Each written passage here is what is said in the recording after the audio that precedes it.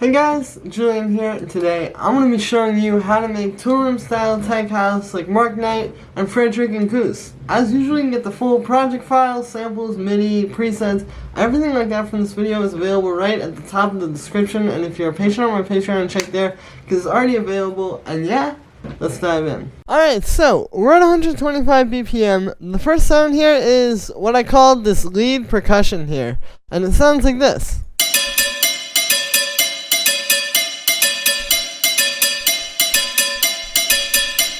So this is really simple. It's just this little percussion sound here you can hear. It's not really little. It's like a very big, almost like a bell sort of sound. It almost kind of sounds like some world percussion or something like that. But yeah, it's just a super fat, hard-hitting sample like this. And then it's just playing this.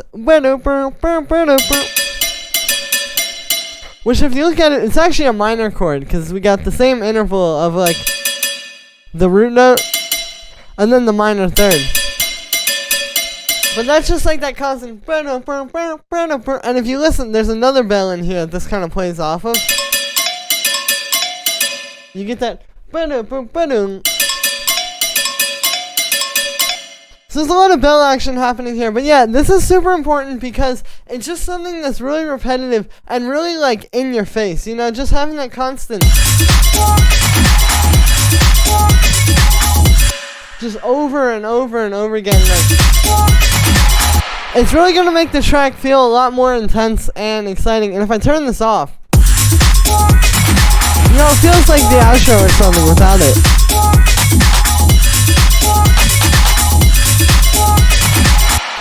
So yeah, and the main thing with this one really is just the sample selection. Again, it's just like this, you know, really fat, hard-hitting percussion like this.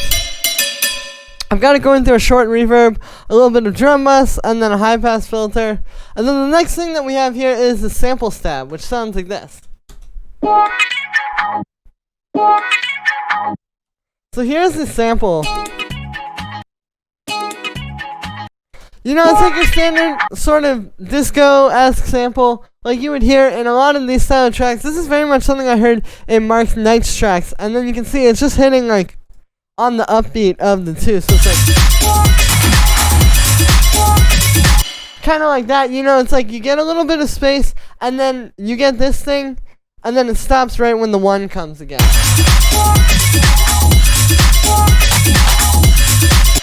And it's also, you can hear it's a bit of call and response between this and then this little breath effect sample down here.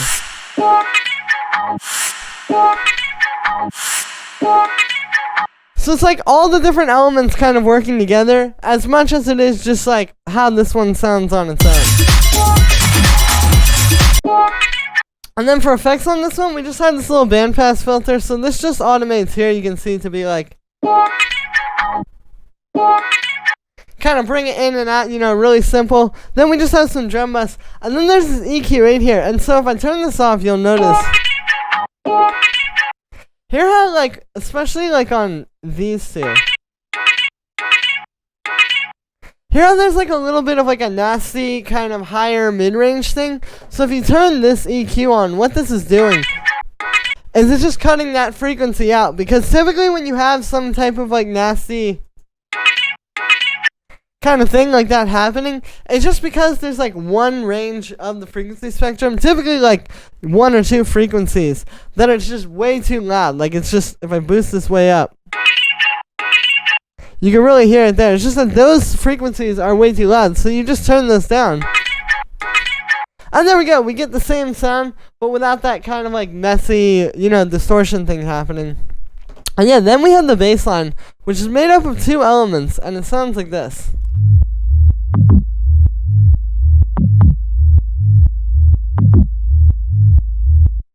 So we have our standard sort of like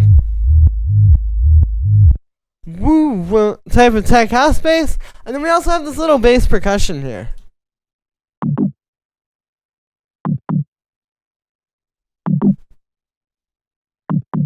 And these are both kind of fitting together into the groove and making up the low end groove.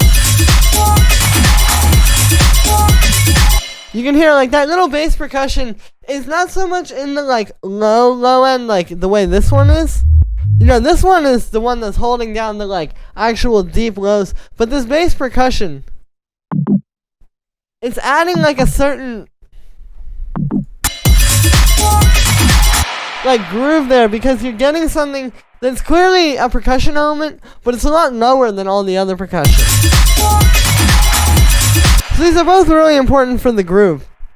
And yeah, so for the main bass, it's a simple bass line because we're in G sharp minor. So basically, we're just doing, it's just, and then I added in this little B here, so it kind of goes like,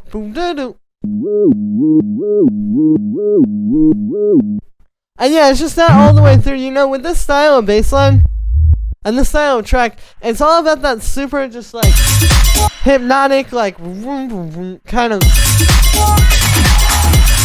deep sub bass like that. And then for the sound with this one, so the way I usually make one of these is using FM synthesis. And the secret here is that the second oscillator is an octave down from the first one. Typically when you're doing FM, you would put your second or third or fourth oscillators, you know, an octave, 2 octaves, sometimes even 3 octaves higher than the first oscillator. However, when you do it this way, you get this kind of like just very deep and fat sound. If I put this back up, see how it's not quite the same when they're in the same octave? But when the second one's lower, you get that like deeper lower note coming in, but you still get all the fullness of the first oscillator. And then also have this third sine wave here as well. So yeah, just simple 3 sine waves, but then the secret is just to bring the second one down an octave. We got the filter on as well, just to kind of get rid of some of the like, I guess, high end that can sometimes come in with these FM basses. And then you can see I have the voices set to 1, and we have the glide turned on here. So that's how we're getting that.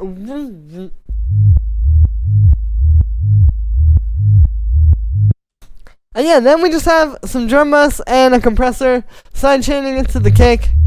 You know, these kind of basses, it's really just about creating like fat sound, give it a little bit of more fatness with the drum bus or saturation or anything like that, and then just side chain it, and you really don't need much else. Then for the bass percussion,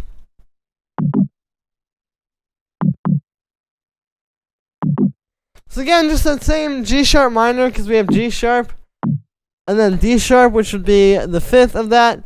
But yeah, for the sound with this one, it's actually made in kind of a similar way, because you can see we have 3 sine waves here. The difference is this one, the second oscillator is actually 2 octaves down from the first oscillator.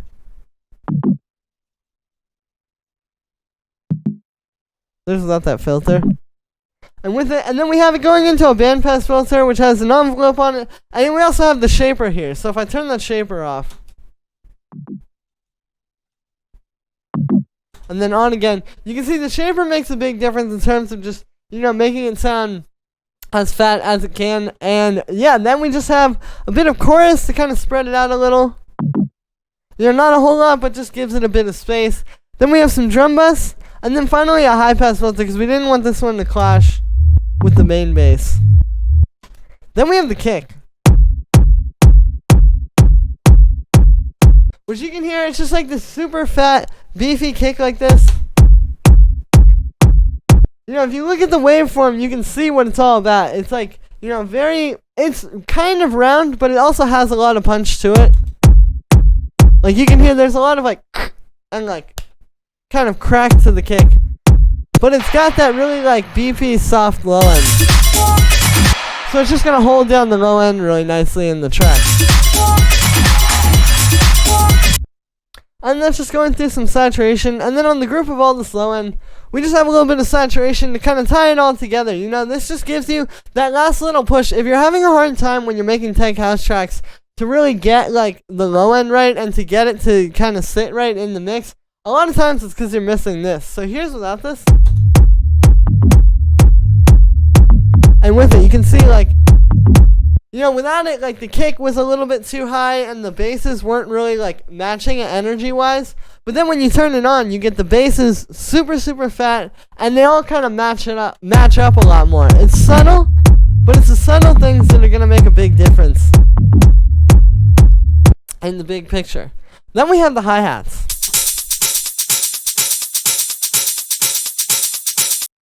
So it starts with this open hi-hat. You know, just like a nice fat sound. The main thing with this one is, yeah, just getting one like this that's going to be punchy, because a lot of times they can have the nice high end like this one has, but if it doesn't have that like to it, you know exactly what I'm talking about. It's not really going to work, so you just want to make sure you get like a fat one like this. Then we have the ride. Yeah, so this is just your standard sort of, you know, very metallic sounding tech house ride. This just gives it like some kind of flow underneath the beat, you know, just like a nice blast of high end. So this one, it's important, you want to make sure you high pass it, because you really don't want this to get in the way of anything else. And then also I have an auto pan on here, just giving it this like quarter note kind of pulse. You can see the phase is at 0, so it's just affecting the volume, and then yeah, it's just making it so it kind of fades up. And yeah, then we have the shaker, which is made up of 3 layers. So each layer here is kind of doing its own thing. We have this quote-unquote jingle shaker. You can hear this is just giving us like that sharp high end. We have this shaker loop, which gives us the mid-range and like the body of the sound, so then you put those together. And you're getting a sound that has lots of mid-range and lots of high end. But then we also have this little tambourine, just programmed in on every other 16th note. So there's the loop. And then with that tambourine, you can hear just having that.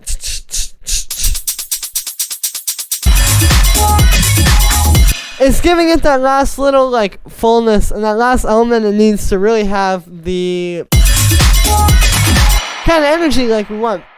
Yeah, so this is really important with these hi-hats. You don't want to do too many layers, but you want to make sure you don't overlook any of the layers, because it's like if you get rid of this, you know, this might seem really small, but if we get rid of that,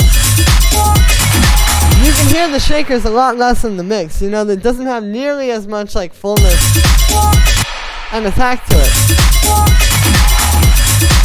So like each layer is going to play a really big part in this, and it's important to make sure you have each one, because if you don't, it's just going to be too weak and it's not really going to sound professional. And then on the group of hi-hats, we just have a bit of saturation, so you know, just kind of ties it all together. Here's without it.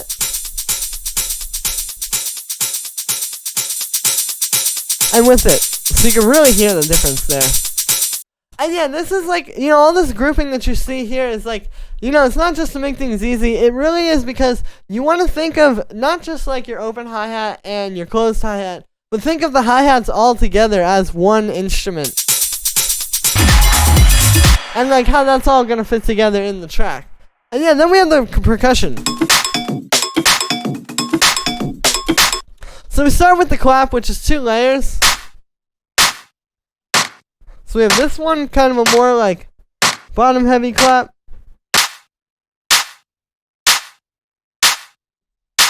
And then this one, which is more like in the high end and mid range and all that. So then you put these together,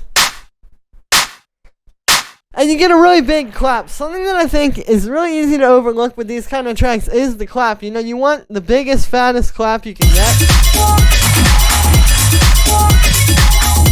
Because if it really doesn't have that, like, it's just not going to hit right in the mix. It's going to sound too weak. Like, let's say we just use one of these, and it's kind of turned down. You know, that's what it's going to sound like if you just have one clap versus, you know, having something that's really going to punch through this mix. Then we have this bell.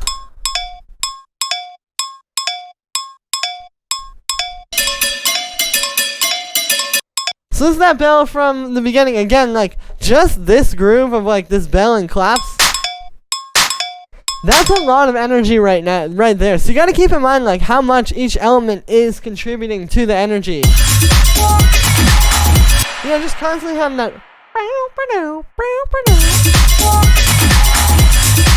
It's really gonna do a lot for your track. And like, yeah, it's not just about, you know, grabbing a percussion loop and dropping that in and magically having a track. It's about like each individual element is gonna be doing something to the track, and you gotta be aware of that. Then we have this drum rack.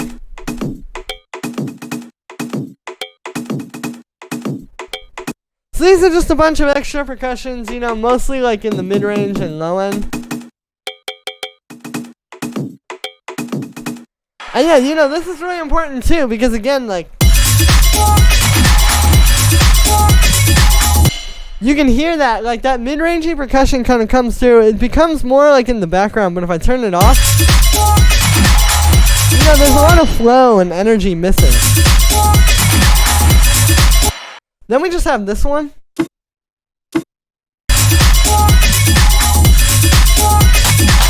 So this one is really quiet, and it seems like a background element, but it adds a lot, because having that, like,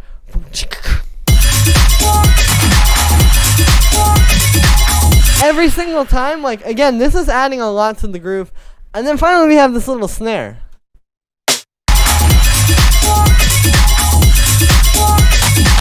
And then same deal with this one, you know, it's a quiet, more background element, but just having that little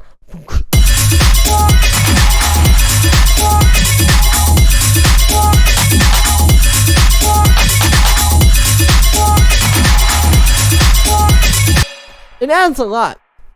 And yeah, and then so that's all the percussion together. Again, you really want to see and make sure like you have enough layers like that. And then on the group of the percussion, so again, we're just trying to treat the percussion all as one instrument rather than like have the claps over here, the bell over here, the percussion's over here. We've just got that all going through some drum bus. So here's without it.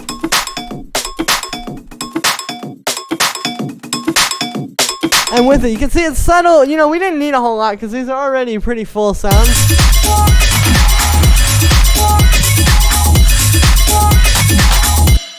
But there we go. And the last thing we have down here are these little effect samples. So we have 2 claps and then this little breath.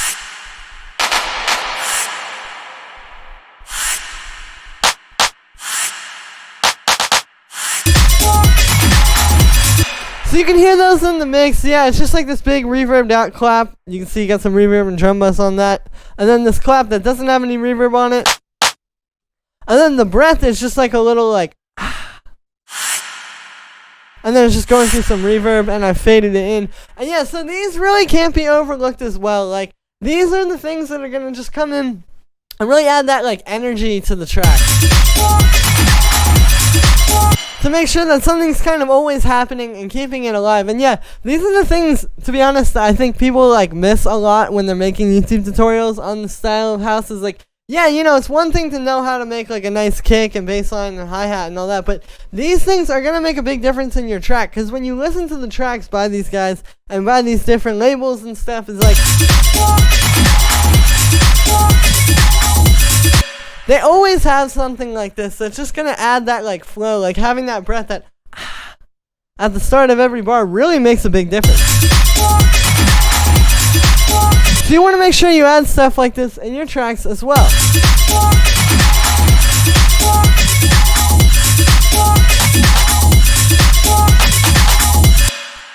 And yeah, so that is it for this video, guys. I hope you enjoyed. As always, make sure to like this video as well as subscribe. And let me know what you think of this video in the comments. Like I said in the beginning, you can get the full project files, samples, MIDI, presets, everything from this video right at the top of the description. And if you're a patron on my Patreon, check there because it's already available. And yeah, it really helps me out. It supports me when you guys get those samples. So thank you for all the support lately, guys.